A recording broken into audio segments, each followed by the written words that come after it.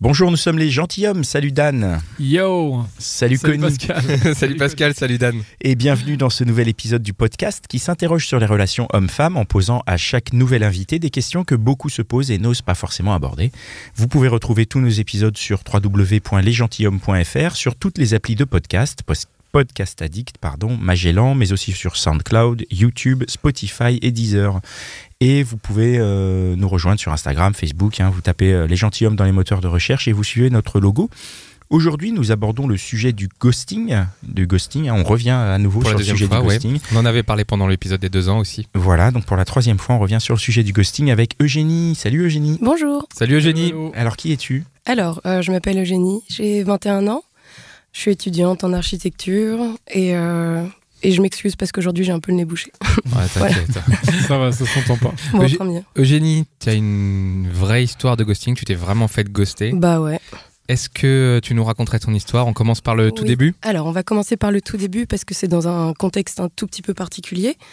En fait, dans le cadre de mes études, j'ai décidé de faire une année de césure pour faire des stages. Et je suis partie en stage à Londres de septembre à février.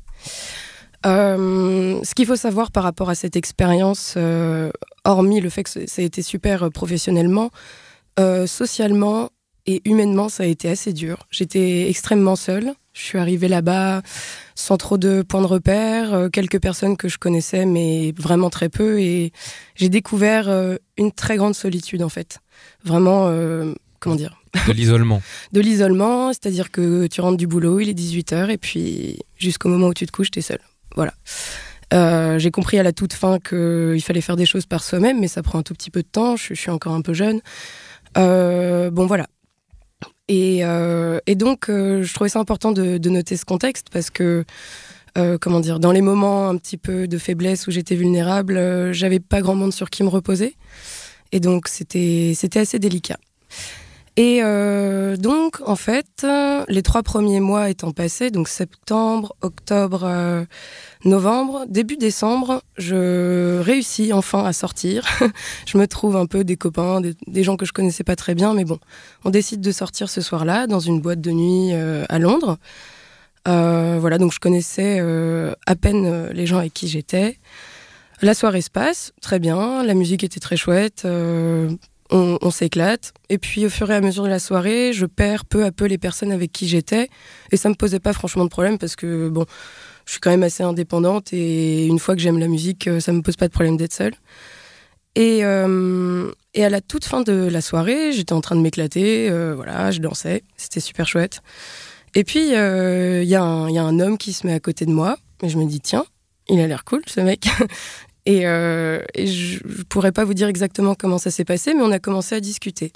Sauf que discuter dans une boîte, 1, c'est dur, 2, en anglais, c'est encore plus dur. Et du coup, on commence à rigoler, à danser ensemble, c'était super sympa. Et puis finalement, on va fumer une clope, on commence à discuter vraiment. Et puis il se trouve qu'on s'entend vraiment bien, mais d'un coup. Et c'était aussi la première fois que j'apprenais à connaître quelqu'un dans ce contexte en anglais. Parce qu'on n'est pas exactement les mêmes personnes en français qu'en anglais. Et ça, c'est important de le noter aussi. Et donc, oui, parce que ton champ lexical, ton vocabulaire n'est pas le même. J'exactement. Et puis, je m'exprime pas de la même façon, forcément. C'est pas les mêmes expressions. J'exprime pas la sensibilité de la même façon. Mais bon, bref, ça se passe bien. Et cette personne a l'air de s'intéresser à moi, même en anglais. Donc, super agréable. Et puis, la boîte ferme. Puis, il dit, bon, tu fais quoi ? Je dis, rien. De toute façon, j'ai pas de potes. Donc, personne ne m'attend à la maison. Continuons la soirée ensemble. Il s'était rien passé jusqu'à présent. On sort de la boîte et puis... on commence à se balader dans les rues de Londres, voilà. Pour moi, c'était un grand sentiment de liberté, je suis là, je rencontre des nouvelles personnes, c'est super chouette, je m'en fous, je rentre à l'heure que je veux, c'est pas grave, je suis en week-end, j'ai pas de boulot, bon. Et on marche, on s'arrête devant un bâtiment que mon patron a réalisé, donc là, je lui explique tout, mon stage, les trucs, voilà, et puis on s'entend vraiment bien. Eugénie, oui. C'était la première fois que tu partais de chez tes parents, quelque chose comme ça? Non, j'ai habité hors de chez mes parents, mais juste l'an dernier. Donc là, c'était la première fois que je partais de France, on va dire. D'accord. Donc, d'accord. voilà. C'était pas la première fois que t'étais autonome, je vais dire. Non, c'était pas la première fois, mais c'était quand même assez particulier parce que là, l'année dernière, je vivais en coloc. Là, j'étais en coloc, mais très seule. Enfin, voilà, je découvrais aussi le monde professionnel. Beaucoup de découvertes, de débrouilles. Je m'en suis bien tirée, hein, mais c'était pas facile. Et juste un deuxième point pour éclairer sur ce que tu nous as dit un homme. Ouais. J'ai senti dans ce mot quelqu'un de plus vieux et de plus mature. Absolument. En fait, je m'intéresse pas vraiment. Enfin, j'ai du mal à m'intéresser aux garçons de mon âge.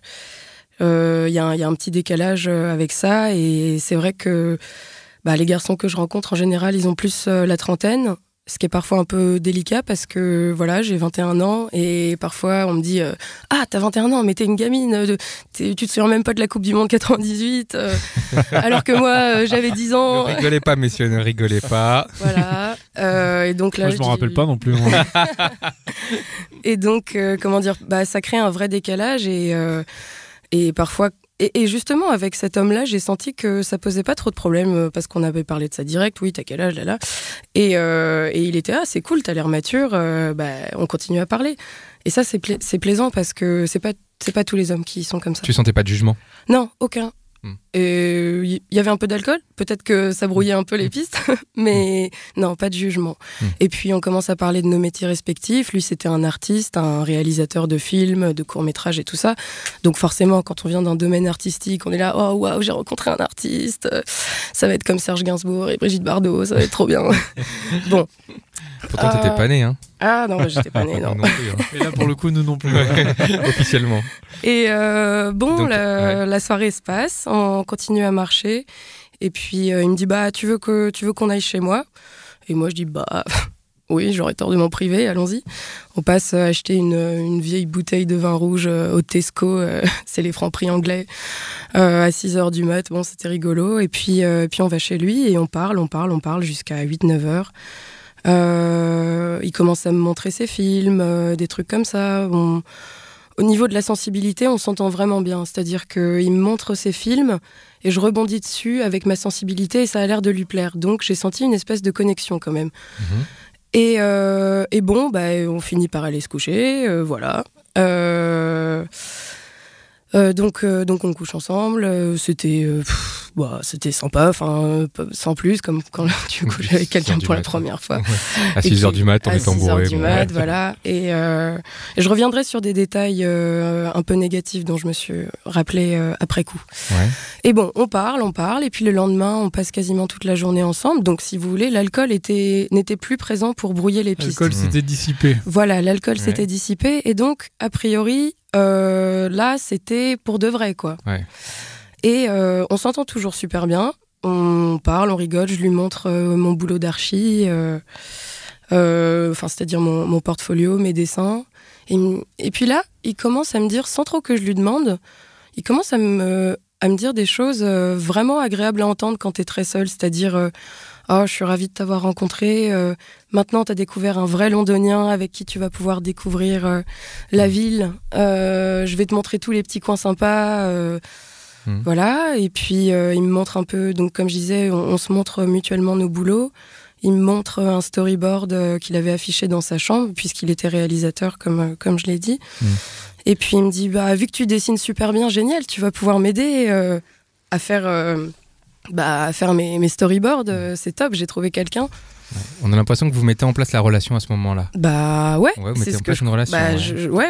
Et alors et puis on se quitte, on s'échange nos numéros en se disant bon, c'était trop cool, on se revoit bientôt. Et je rentre chez moi sous la flotte, mais pas grave parce que j'étais là, oh super. T'as le smile quoi. J'ai le smile et puis comment dire, je suis vraiment ravie dans le sens où ça faisait 3 mois que j'étais extrêmement seule et puis je me suis dit super, là j'ai rencontré quelqu'un, un vrai anglais. Je vais parler anglais à fond. Je vais découvrir cette expérience d'une nouvelle façon. Donc une espèce de renouveau. Et donc, comme je disais, c'était en décembre et je partais bientôt. Je rentrais bientôt en France pour les fêtes. Et en fait, ma sœur était là la semaine d'après. Et puis, à un moment, il m'envoie un message, sans rien que je demande, parce que normalement, c'est un peu moi qui envoie un message quand je suis intéressée par quelqu'un, et non l'inverse. Et donc là, je reçois un message, j'étais super contente. Il me demande comment je vais, ce que je fais avec ma grande sœur et tout ça. Tout ça dans des délais normaux, on va dire. Ouais, absolument. Ouais. Il n'est pas encore question de douche froide, là. Hein. Ah, pas du tout, non. Ok. Et moi, j'étais sur un petit nuage, trop chouette, c'est trop bien. Ok. Et puis, un soir, il me dit qu'est-ce que vous faites ce soir avec ta sœur ? Donc, il me propose même pas, si vous voulez, de me voir moi seule. Donc, comment dire ? Mais tu l'avais déjà revu ou pas depuis là ? Non, je l'avais pas revu. Tu l'avais pas encore revu. Non, voilà. Et donc, ça invoque quand même quelque chose de... Genre, c'est pas juste pour faire l'amour, quoi. Et puisque je suis censée venir avec ma grande sœur. Et il dit j'adore les Français, venez, on va dans ce pub, ça va être trop marrant et tout. Je propose à ma sœur, elle était crevée, elle me dit non mais vas-y si tu veux, ça a l'air de te faire plaisir, parce que je lui en avais parlé un petit peu. Et puis moi, ni une ni deux, je file. Et puis là, le mec, il commence à avoir une attitude bizarre. Il me fait bon, t'es où ? Dépêche-toi. Qu'est-ce que tu fais ? Je t'attends. Je dis là, attends, je viens. Donc moi, super contente à l'idée de retrouver mon prince. Je prends un Uber. Mon prince anglais, quoi. Ouais, mon prince anglais, c'est ça. Je prends un Uber, je débarque chez lui. Et là, j'arrive. Donc moi, j'avais pas bu une goutte d'alcool, bien sûr. J'étais avec ma grande sœur, on avait juste dîné. Et puis... Et puis j'arrive, et puis je vois le mec, il était un peu louche, il était à moitié bourré et tout. Je dis bon, ok, il a dû boire un petit peu, je sais pas, bizarre. J'arrive, il me fait un gros câlin, il dit t'es là, je suis trop content, blablabla. Donc moi j'étais là, ouais, moi aussi.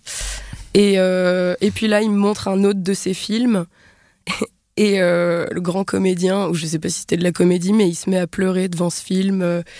Et je lui dis tu pleures. J'étais là, oh là là, il est trop sensible, j'adore.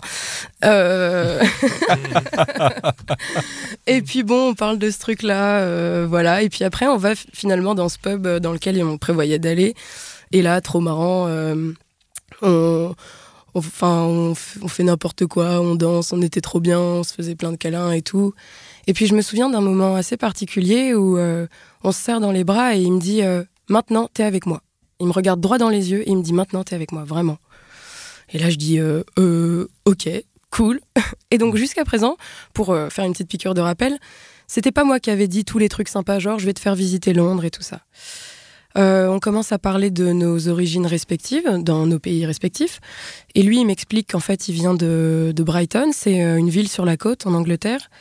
Et il m'explique à quel point l'océan, la mer, c'est important pour lui. Et moi, j'ai un pied-à-terre en Bretagne, donc on discute de cette similitude, on va dire. Et il me dit je vais t'emmener à la mer, tu vas voir, ça va être trop bien, comme ça, je te montrerai Brighton, c'est vraiment une super ville, je t'emmène, machin. Donc moi, j'étais super, en plus de ça, j'ai gagné un voyage à la mer, trop cool. Et puis donc, je commence un peu à me mettre en confiance. On danse et tout.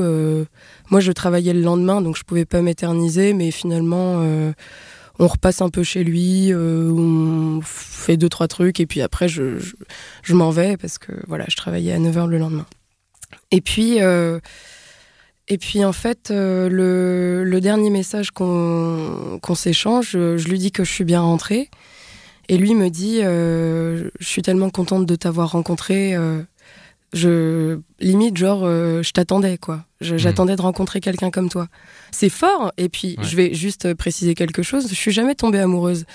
Donc je pense que dans ce genre de contexte, avec la solitude en plus, c'est fort que quelqu'un te dise ça, genre il m'a dit t'es magnifique, t'as un visage incroyable, tes yeux, machin. Enfin bon, voilà, tout ce qu'on veut entendre quand on est tout seul, qu'on n'est jamais tombé amoureux, que tout ça en anglais. Donc c'était super chouette. Et ça, c'est son dernier message. Non, parce que le dernier message c'était en anglais, c'était Can't wait to see you again, c'est-à-dire j'ai trop hâte de te revoir. Ouais. Donc ça, c'était le dernier message. Je rentre en France avec un peu des papillons dans le ventre, genre super. Mais parce que tu rentres en France juste après. Oui, voilà, je rentrais en France le lendemain. Ah oui, ok. Le surlendemain. Mais ça a été quand même son dernier message. Voilà. Can't wait to see you again. Oui, ok, d'accord, Voilà. ça fait plaisir. Et tu l'as vu donc que 2 fois. Ouais, je l'ai vu 2 fois, mais c'était intense, comme je vous l'ai dit, genre alors, comment dire, sauf preuve du contraire, et je vais y venir, normalement on n'a pas à s'inquiéter, c'est-à-dire que moi je partais en France pour les fêtes et je me disais trop cool, je le revois à la rentrée. Juste avant Noël quoi. Ouais, juste avant Noël. Ah bah c'est sûr qu'avec un message Can't wait to see you again, bon, avec ce qui s'était passé, oui. Alors là, oui. On s'inquiète pas trop. Bah non, tu rentres plutôt légère en France. Donc je rentre plutôt légère.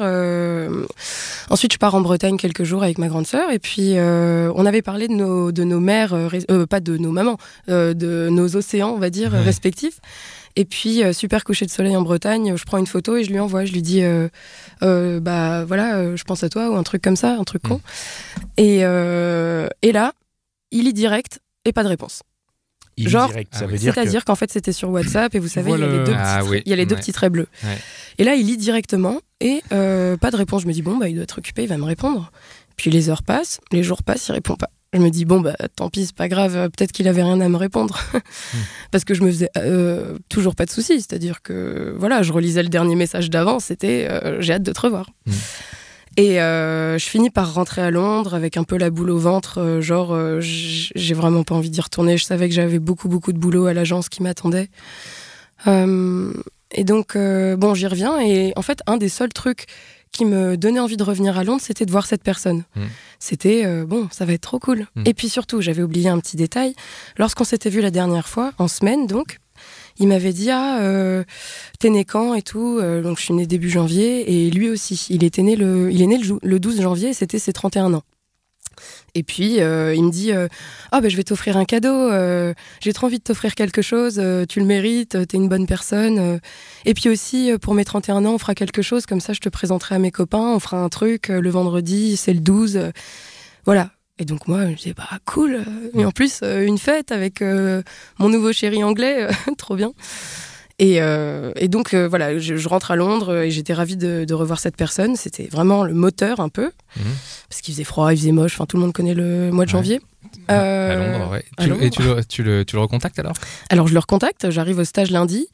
Je prends le premier Eurostar et j'arrive à l'agence complètement déphasée et tout. Et je lui envoie hello, je suis rentrée à Londres. Je suis de retour à Londres. Si tu veux qu'on se voit cette semaine, qu'on fasse un truc, bah dis-moi.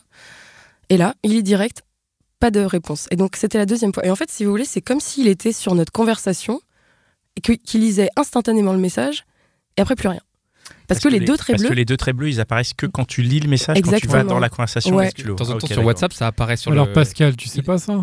Mais non, moi je suis pas du tout... Non, parce que WhatsApp, ça peut apparaître, c'est pas marqué comme lu quand ça apparaît en notification. En fait, normalement, c'est 2 traits gris quand la personne n'a pas lu, et puis lorsqu'il a lu, c'est 2 traits bleus. Donc il faut ouvrir l'application. Quand il y a un seul trait gris, c'est qu'il l'a pas reçu, c'est ça ? Ouais, voilà, c'est ça. D'accord. Et donc, son truc est pas connecté. D'accord, donc là, t'es sûr qu'il l'a lu. Et donc là, je suis sûr qu'il l'a lu. Je sais qu'il l'a lu, et surtout, il l'a lu à la seconde où je l'ai envoyé. C'est quand même bizarre. C'est bizarre parce que vraiment, quand tu l'envoies, ça va direct en bleu, quoi. Ouais. Genre, donc, une seconde après, je reste un peu, je relis le message que je viens d'écrire. Et là, sur la... Comme s'il avait WhatsApp ouvert. Exactement. Ouais. Et donc, je me dis, bon, bah, il va me répondre. Et puis, pareil que pour la photo, les heures passent, les jours passent. Et donc là, je retrouve ma solitude, ma petite piole à Londres. Et puis je commence à me dire merde, mais qu'est-ce qui se passe ? Le 12 janvier était passé ou pas ? Non, pas encore. Pas encore. Okay. Là, on était autour du 7-8, pour être précise. Donc tu vas passer à la vitesse supérieure là quand Et là, bah, en fait, c'est-à-dire que dans ma tête, je passe à la vitesse supérieure. D'abord, je me dis bizarre, qu'est-ce qui se passe ? Ça se trouve, il a un problème. Ça se trouve, il veut pas me revoir. Et puis j'en arrive à me dire quand même, mais qu'est-ce que j'ai fait ? Qu'est-ce que j'ai fait de mal ? Alors que je suis pas folle, on est d'accord que j'ai rien fait de mal. Bah non, je crois pas. Bah non. Non, mais pas dans ce que tu nous as raconté en tout cas. Non, mais je suis là pour dire la vérité. Donc comment tu fais pour essayer de rentrer en contact avec lui alors maintenant ? Eh ben maintenant, les jours passent et puis son anniversaire approche et je me dis on va sortir vendredi soir, c'est ça qui était prévu. Donc je lui envoie est-ce que tout va bien ? Pareil, il lit direct, comme s'il était sur la conversation, il répond pas. Et là, je commence à comprendre. Et là, je commence à me dire, ok, il y a un problème. C'est-à-dire que, bon, il est pas mort, sinon il lirait pas mon message. Ouais. C'est un peu bizarre quand même. Tu changes pas de moyen de communication ? Bah Je non. me dis, j'aurais changé, moi j'aurais appelé. Ou... En fait, j'y ai pensé après coup. On s'était échangé nos Facebook. Je me suis dit, j'aurais dû lui envoyer un message sur Facebook, mais bon, ça fait un peu la folle, quoi. Et puis. Ouais, qui lui envoie des messages un peu partout. Ouais, c'est ça. Je vais quand même pas lui envoyer une lettre ou un recommandé. Enfin. C'est intéressant ce que tu dis, Connie, parce que appeler, je pense que toi, t'aurais peut-être appelé, mais je pense que Génie pas du tout. Ah, si, on est non, pas de la et même c'est en génération. anglais, Ouais, je rappelle. parce que en termes de générationnellement, Ouais. appeler, c'est hyper intrusif. Ah oui. C'est intrusif, Ah oui. et puis surtout que je me débrouille pas mal en anglais, mais appeler en anglais. Ouais, Bon, t'es moins à l'aise que. je suis bien moins à Oui, c'est l'aise pas facile. que pour dire hello, ça va, bon, on se voit ou quoi. Là, Mhm. c'est plus genre merde, je vais chercher mes mots, la honte. Mhm. Et puis aller chez lui, c'était un peu gros là. Oh bah là, attends, là, faut pas déconner, on n'est Ça pas fait- mariés non ouais. plus. C'est un peu dur. C'est Hein. un peu dur. Bon, ok, alors vas-y. Et donc, bon bah voilà, et là, je passe un vendredi soir terrible, toute seule, où je rentre chez moi à 18h. Donc le 12. Ah, Donc le 11 en fait, donc la veille de ses 31 ans. Et là, je suis vraiment triste là, parce que je me dis, mais putain, ça se fait pas quoi. Enfin, comment ça se fait Comment tu peux dire à une personne, je vais te faire visiter Londres, je t'emmène à la mer, t'es trop belle, blablabli. J'ai hâte de te revoir, et puis après, plus rien. Et en fait, comment dire, même s'il voulait pas me revoir, je me suis dit, le mec, il a quand même 30 ans, bientôt 31. Y a pas un moment où t'es mature et t'envoies un message pour dire écoute, je suis désolée, j'ai changé d'avis. Et parce qu'en fait, c'est ça je me disais. C'est une question, Pascal. Oui, je suis complètement d'accord. Il aurait pu envoyer un message, mais Désolée. après. Si je touche des sujets sensibles. Ah bah non, mais Non, c'est mais le c'est but. que c'est C'est peut-être le pas but. une question d'âge en fait. Eh ben. Ah non, c'est pas une question d'âge. Non, je suis pas Non, sûre c'est pas du une coup. question Mais d'âge. moi, je me dis, bah super, les mecs plus vieux, ils sont forcément plus matures. C'est pas forcément le cas. Non. Et bon, je suis vraiment triste. Je passe une soirée terrible dans ma chambre toute seule après avoir épluché Netflix déjà pendant 3 mois. Il y a plus grand chose. Le Bon. désespoir. J'appelle ma maman et je lui raconte pas tout ça normalement, mais là je lui dis, tu sais maman, j'ai rencontré quelqu'un, et puis il me répond plus, je suis un peu triste. Et là elle m'a dit quelque chose qui m'a fait beaucoup de bien, parce que les paroles d'une maman c'est toujours un peu doux. Et elle me dit, Eugénie, je sais pas qui est cette personne, mais là visiblement t'es pas encore amoureuse de lui, donc c'est peut-être pas plus mal.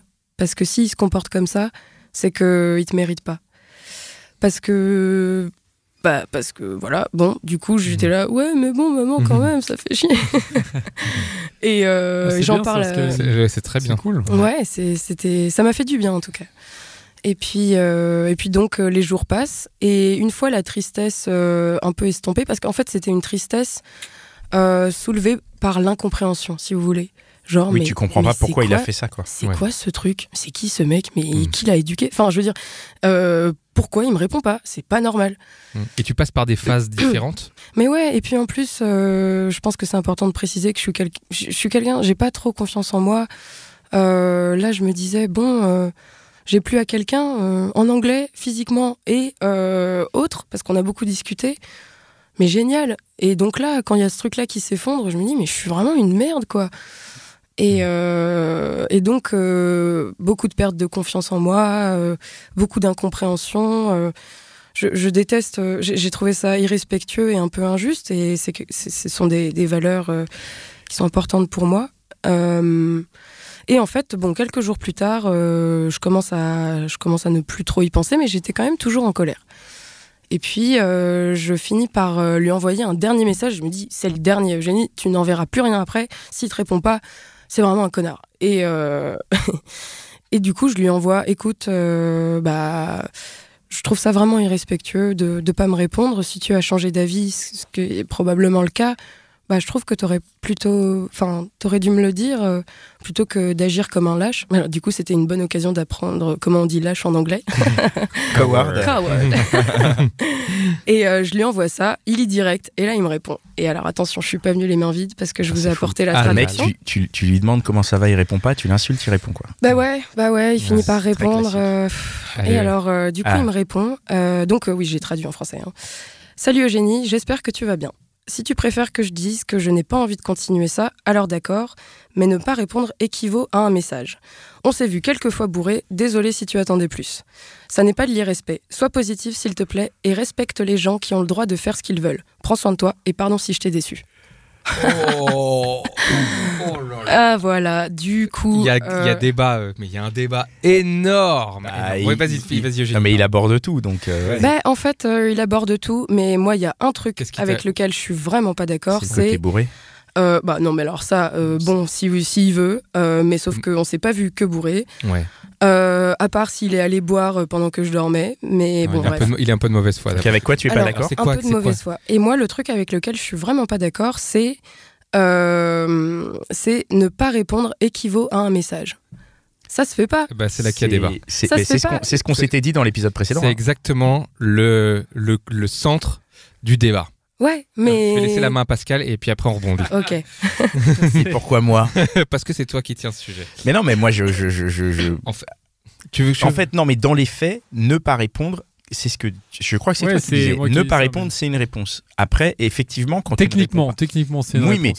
Oui, mais là où elle a raison, c'est que c'est de la lâcheté pure. C'est-à-dire que plutôt que de se faire chier à rédiger ce message qu'il aurait très bien pu rédiger avant, il aurait très bien pu le rédiger après la photo, il aurait très bien pu le rédiger quand tu reviens à Londres. Ouais. Et du coup, en ne le rédigeant que au moment où il se fait insulter.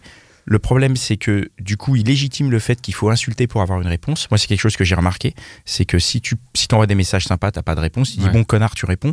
Comme par hasard, le mec il va répondre, ne serait-ce que pour dire je suis pas un connard. Ouais. Et je trouve ça absurde. Enfin, je dis répondre d'entrée de jeu, comme ça on n'est pas obligé d'en arriver là. Et après. En fait, c'est pas sympa et c'est pas classe. Et je trouve que c'est pas classe, c'est pas bien du tout. Surtout que moi, le truc qui me gêne vraiment, enfin par rapport à ce que t'as raconté, c'est ce côté. Alors, il y a le côté de te laisser sans réponse, c'est ne pas prendre en compte le fait que effectivement, toi, t'as mis des espoirs, toi, t'as mis des sentiments, mais ça, voilà, c'est un égoïsme du mec qui en voit pas. Ok, admettons. Mais là, ce qui me gêne plus, c'est le côté. Tu t'es fait un film presque en gros. Ouais. Ça, c'est dégueulasse. Tu pouvais que me faire un film. Non, mais. Oui, tu peux te faire un film, mais qu'il appuie dans son message qui disent on s'est vu 2-3 fois bourré. Bah non, tu l'as dit le matin à 8h, enfin le matin après avoir dormi, t'étais pas bourré. Donc, du coup, c'est de la mauvaise foi, c'est un peu la manipulation et c'est un peu c'est de la merde quoi.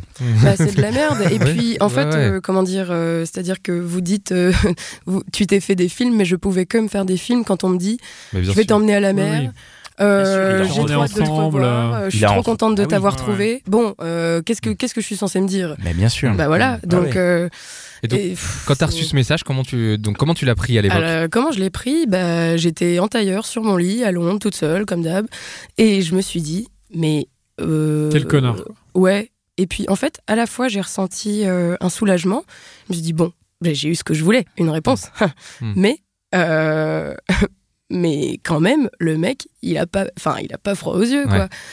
C'est vrai que pour le coup, c'est étonnant parce qu'il est quand même. Il est vachement cash, hein. On va dire, il est mauvaise foi, mais il est couillu. Alors pour le coup, pas dans le bon sens, mais. Bah si, dans le bon sens, parce qu'il a répondu. Oui, il répond, mais en plus, il répond un peu en mode genre mais presque genre qu'est-ce que tu me saoules, je te dois rien. Ouais. C'est ça. Et puis alors le truc genre sois positif, s'il te plaît. C'est un peu. Respecte les autres. Oh, ça va. Si je peux me permettre. Ok, sa réponse elle est couillue, elle est cash, mais là, ce que tu viens de dire, c'est que tu as un soulagement. Ouais. Donc au final, ça légitime complètement le fait que le ghosting, c'est une mauvaise solution, puisqu'au final, vaut mieux dire de mauvaise foi, ce qui sous-entend tu t'es fait des films, machin. C'est pas vrai, mais peu importe, au moins ça te soulage. Ça ça te permet de fermer la porte. Ok, c'est un connard, tu peux fermer la porte. Et donc effectivement, c'est plus efficace. Je pense que le problème du ghosting, c'est principalement ça, c'est que c'est ce côté où ça ferme pas la porte. Mais je pense que c'est aussi pour ça que plein de gens ghostent. Et encore une fois, moi, je veux pas du tout défendre les gens qui ghostent, hein, mais j'essaie d'analyser quoi, pour l'avoir fait et pour l'avoir subi aussi. Quoi.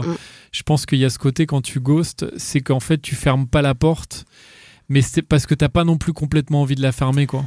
Tu vois ce que je veux dire? Oui, je vois c'est hyper lâche, hein, mais c'est ce truc de se dire, lâche. En fait, je peux peut-être revenir. En fait, je sais pas aujourd'hui, est-ce que je veux pas revenir dans 2 semaines? Il y a ça, sauf que, comment dire, ça laisse aussi beaucoup place à l'imagination. Et je suis quelqu'un qui pense beaucoup. Plein de gens, quoi, beaucoup. J'imagine que tu n'es pas la seule, ouais.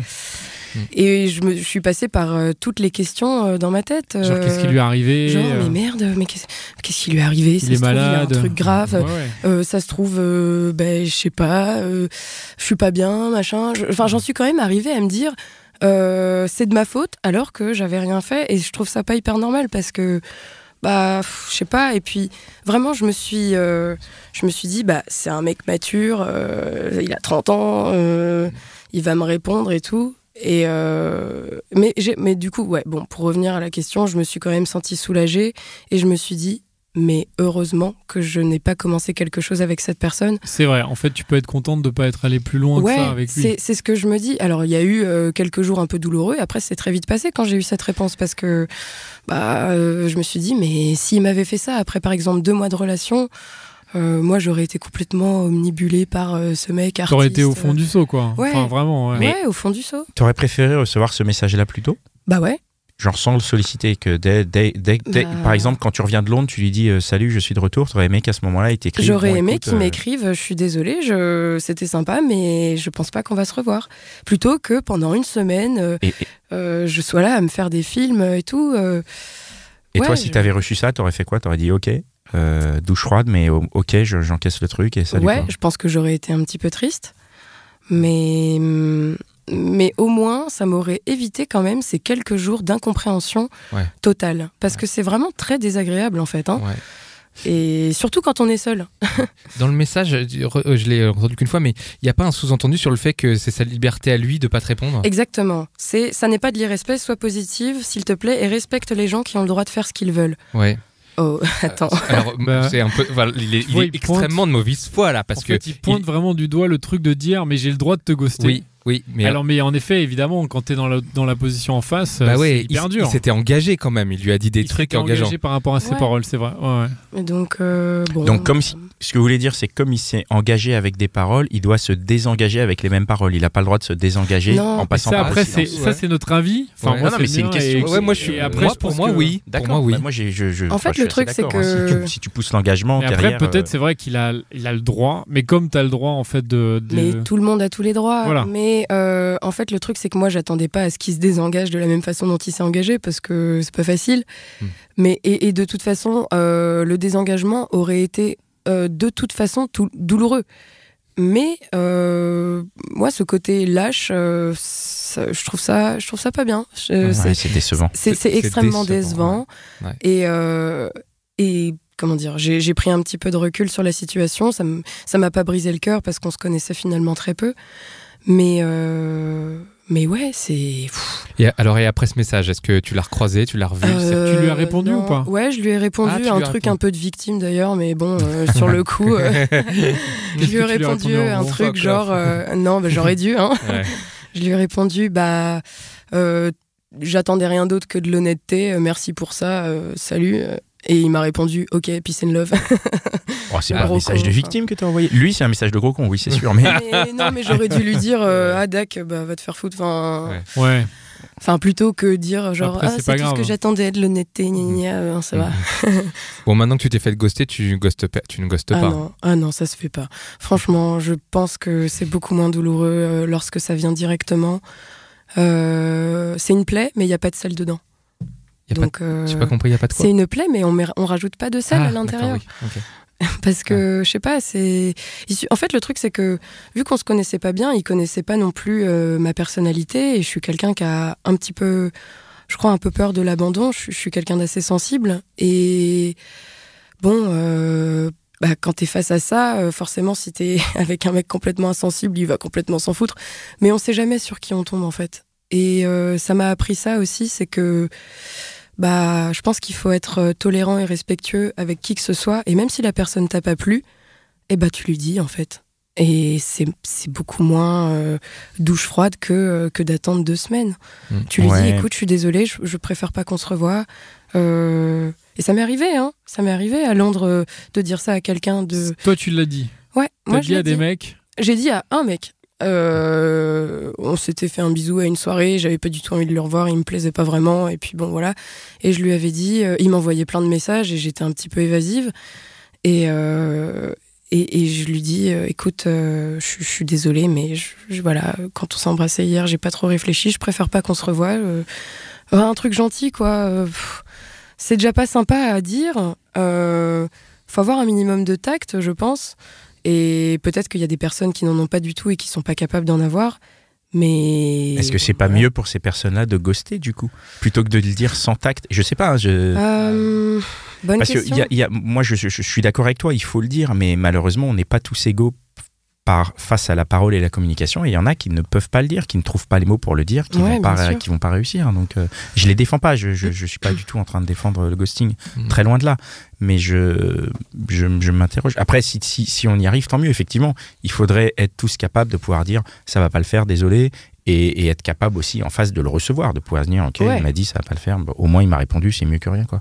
Ouais, je pense que à partir de maintenant, je serai beaucoup plus détachée de ce qui se passe après coup. Mais je suis en train de penser aux personnes, parce que ça arrive aussi, je crois, des personnes qui sont en couple et qui se font ghoster en couple.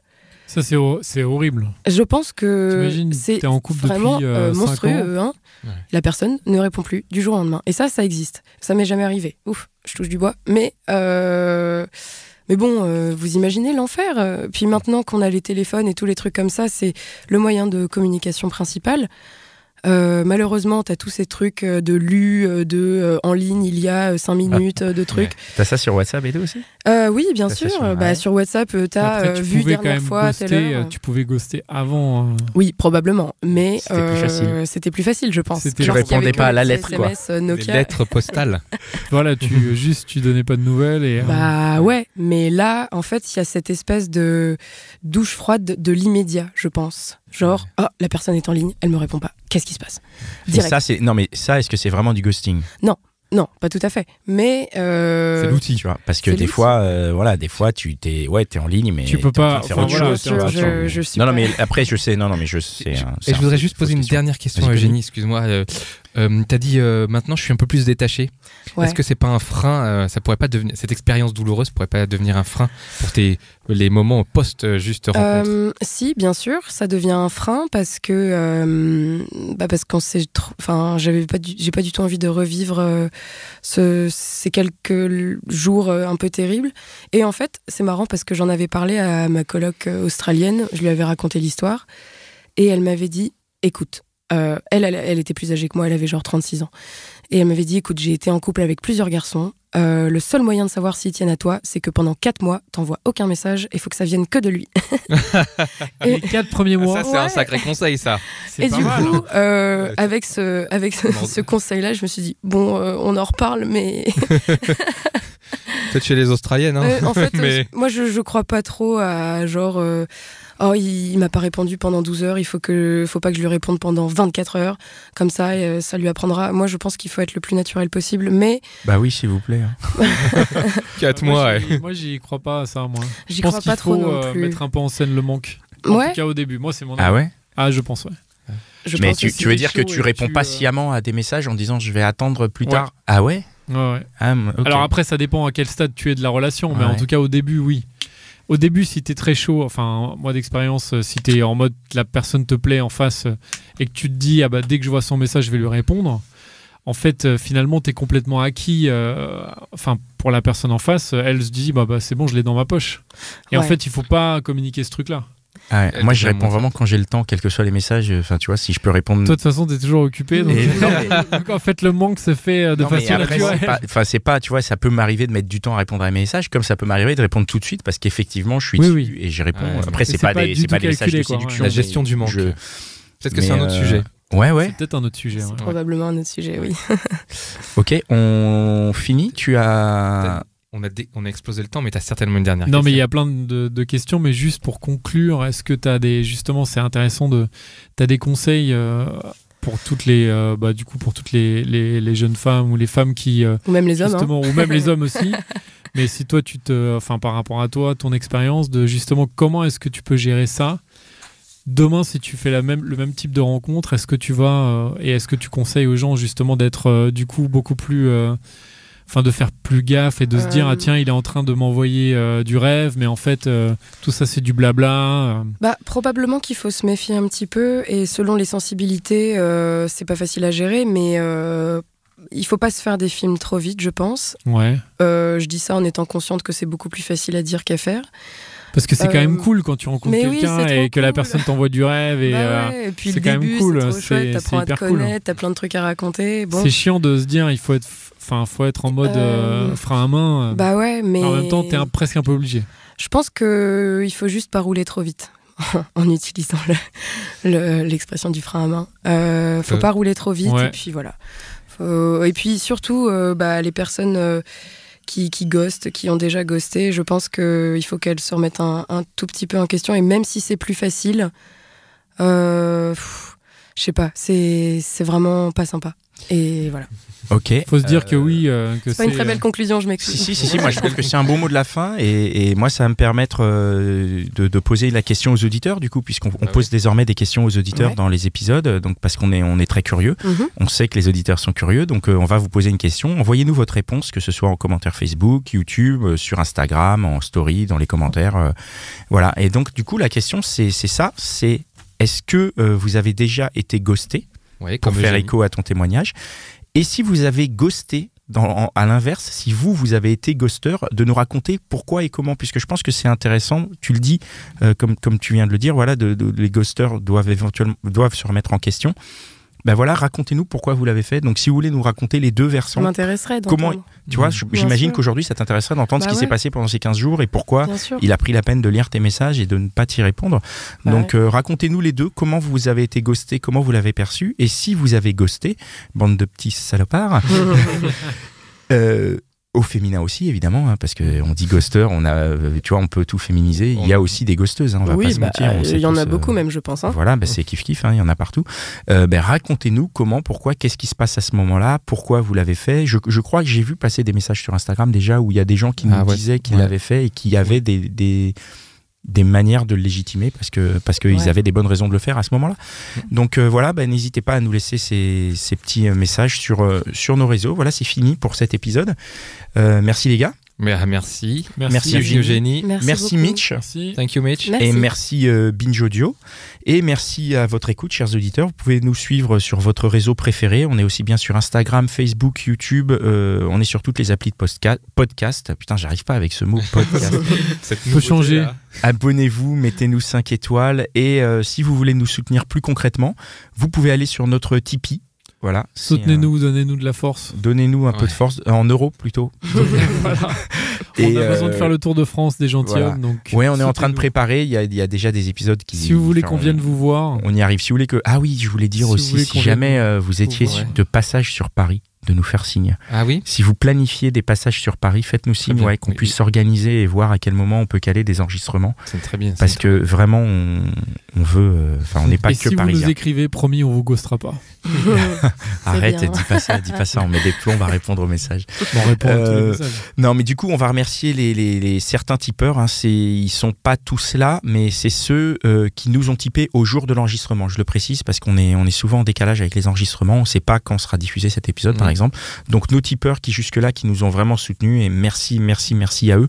Soit c'est des types récurrents qui donnent tous les mois, soit c'est certains qui ont donné une fois de temps en temps. Mais voilà, merci à Nicole Herme, Alessandra, Ornella, Xavier, Paquita, Gilles, Jimmy, Lolo, Mathieu, Fab, Telkmar, Florence, Charlotte, Mathilde, Nicolas.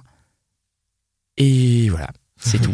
Voilà, si vous voulez faire partie de la liste de tipeurs, allez-y. Allez-y. Sur tipeee.com/lesgentilshommes. Voilà. Allez, ciao. Ciao. Salut. Au revoir.